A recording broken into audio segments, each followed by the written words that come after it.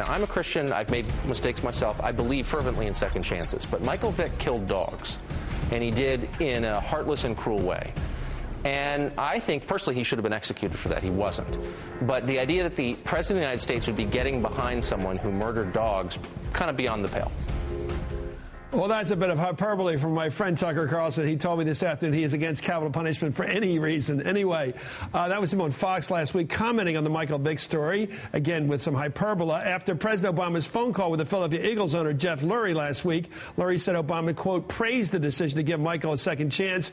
So was the president right to weigh in on this issue as such as he did? And does Vick deserve to be back in the NFL? These are bigger questions than we're used to asking on this show. Joining me now is Stephen A. Smith, a friend of ours, nationally syndicated radio host and columnist for Philly Sports Daily, and Mo Kelly, a newcomer to the show who writes for the Huffington Post.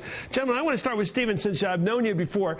This case, I thought it was to bed. I thought this guy's doing well. He's 10-6. When he's been quarterbacking, they're 8-3. The Eagles like to win. Knowing my Philadelphia fans, they're rather indiscriminate. They just like players that can play. They can go for a guy like Allen Iverson with all his entourage and everything else and love him as long as he's winning for the Sixers. They got no problem with Vick being this scrambling, incredible athletic quarterback.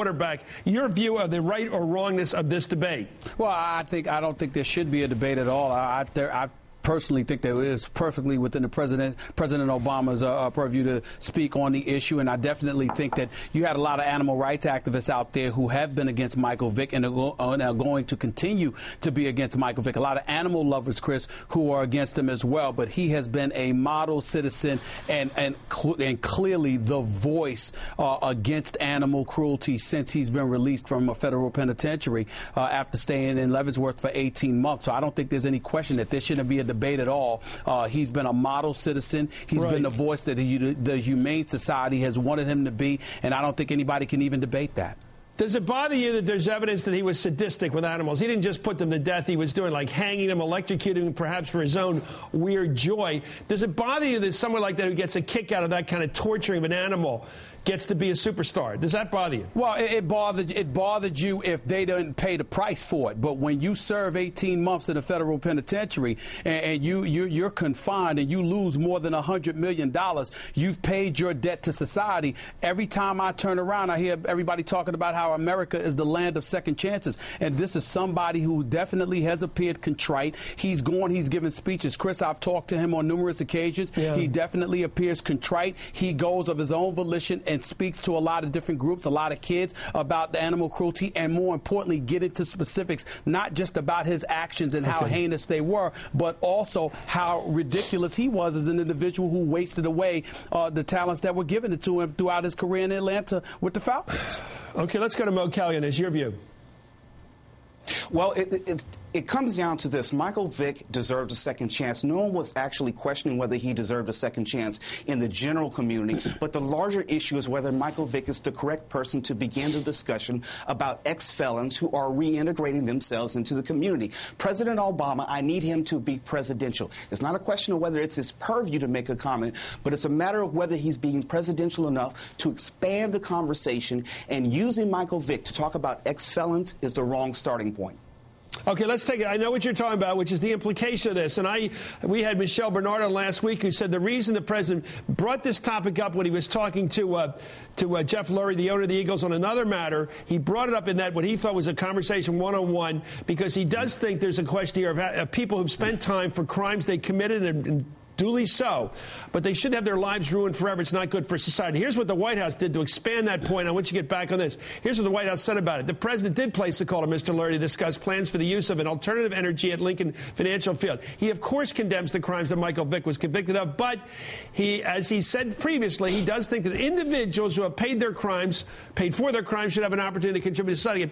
Look, we've got 2.3 million people. Gentlemen, you're both more aware of this than I am. You cover the streets, you cover the city, you cover life more than I do. We cover politics. This is 2.3 million people who've committed bad crimes. They wouldn't be in federal penitentiary if they hadn't been convicted. They're in there, and is the president reaching perhaps accidentally to a larger point?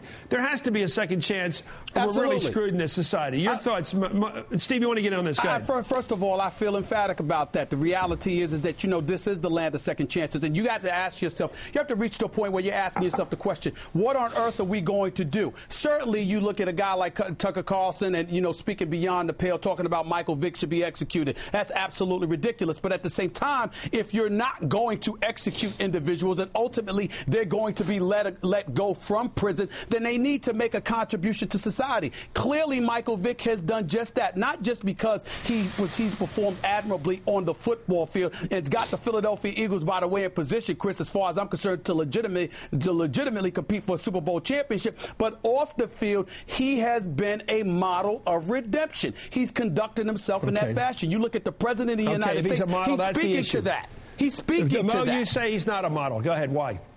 He's a model citizen, but he's a person who came out of prison with multi-million-dollar contracts on the table from both the Cincinnati Bengals and the Philadelphia Eagles.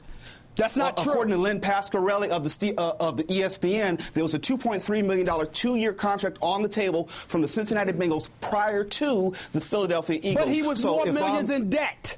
The fact of the matter is, you're talking about the millions. He was more millions. They put him out there in starting position. They let him start. The fact that Andy Reid put him out there on the field as his number one quarterback. It seems, I know there's some accident to this, some serendipity, but there is a real statement here. Here's a guy who is going to be the star of the year, maybe. I mean, he and Brady, of course, will compete for the titles, but he is going to be the star. I have never seen an athletic quarterback before. Okay, guys, Chris, I'm not a sports junkie like you guys, but I'm going to tell you something. When I saw that's not scrambling, that's running, that's athleticism out there for the quarterback. He doesn't need the pocket. This guy is something out there to watch. And if he can pull off what he did against the Giants, against the Skins, and he does some of that in the playoffs, we're going to see the best football. We're going to have ratings like you've never seen. Ability. But here's the problem. It's like people are hating on him because of his athletic prowess. Well, excuse me, when you're let out back into society. Wait a minute. What are you into here? But they're hating him because of his athletic prowess? No. What I'm saying, no, I'm not going there. What I'm saying is that you have a lot of people that are looking at it. They always bring up money. Oh, he's got the opportunity to make this amount of dollars.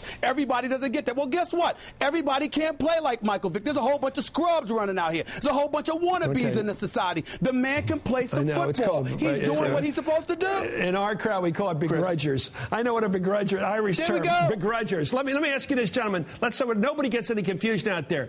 When a guy or woman, mostly guys, serve terms for violent crimes, in this case violence against animals, which we all agree is atrocious, and I despise the idea of cruelty to animals here. Right. The idea that this happened, the fact that he served a couple of years basically in federal prison, which is no fun, and the people you got to deal with, and I don't know what it was like for him in there. Maybe being a jock was a little better, being a star, but I don't think it was that great. The fact that he had to spend that time in federal prison, served his time legally out.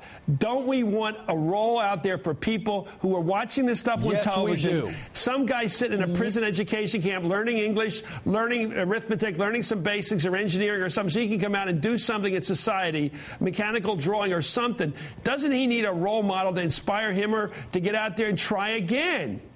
Chris, most of these felons are not going to have the opportunities of Michael Vick. We celebrate his athleticism. That's not the issue here. President Obama forfeited the opportunity to expand this discussion for the fullness of ex-felons coming back into the community. He had the chance to talk more about the Second Chance Act of 2007, and he did not. Okay, let me tell you something. This came up in a conversation with Jeff Lurie. Jeff Lurie put the story out. Obama didn't issue some press release on this thing or a statement. But we're all talking about it. It may be one of those cases where we all benefit from the fact he did say something he wasn't intending us to talk about. But, Steve, it's great to have you on. Happy New Year, guys. Mo Kelly will have you back on. Thanks for coming on. I love the points of view here.